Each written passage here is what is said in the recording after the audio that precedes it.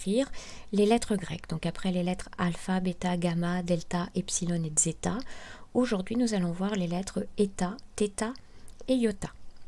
Donc le eta se prononce est en grec ancien, ce qui veut dire qu'en grec ancien c'est une voyelle, même si elle est à l'origine de notre lettre H dans notre alphabet latin.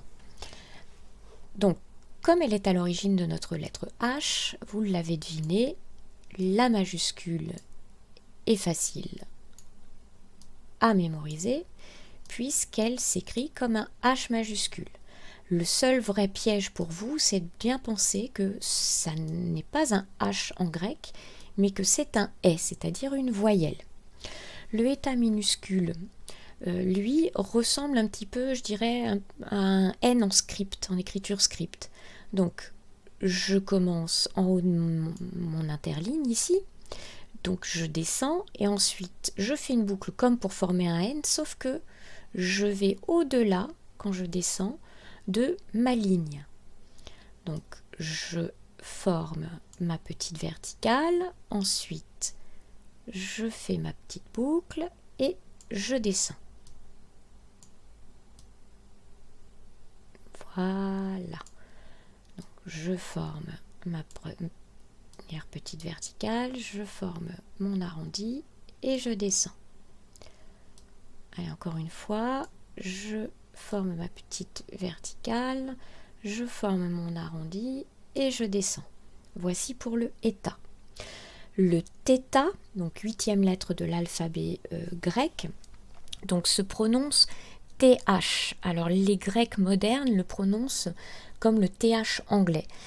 Donc on suppose que c'est également ainsi qu'il se prononçait à l'époque antique. Et cette lettre, donc vous allez le voir, n'a aucun équivalent dans notre alphabet latin. Donc elle n'est pas très compliquée à dessiner en majuscule. En fait, je fais une sorte de cercle avec donc un trait qui le sépare en deux au milieu. Donc, alors c'est peut-être plus, les profs de maths diraient que c'est plus une ellipse qu'un cercle. Donc voilà, je fais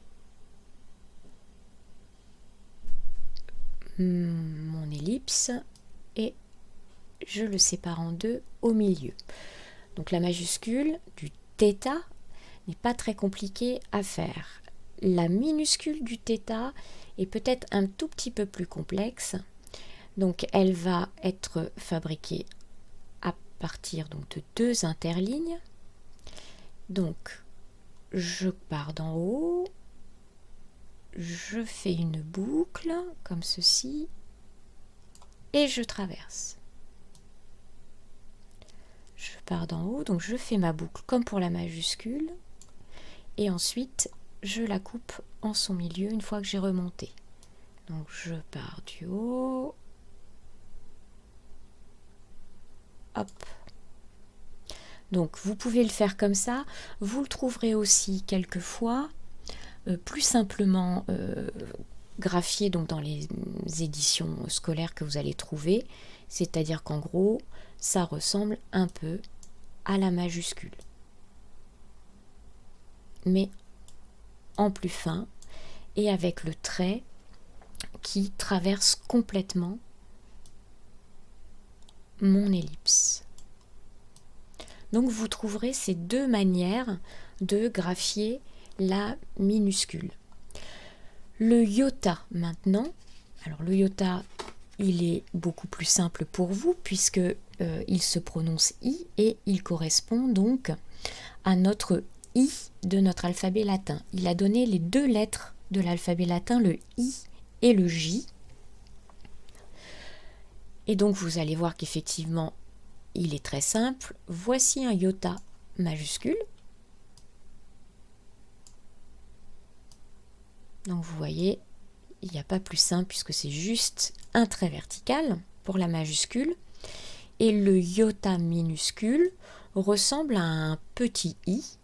La seule différence entre notre alphabet et l'alphabet grec, c'est que vous voyez que en grec, ancien, il n'y a pas de point sur le i. Donc c'est quand même une lettre extrêmement facile à reconnaître et à écrire.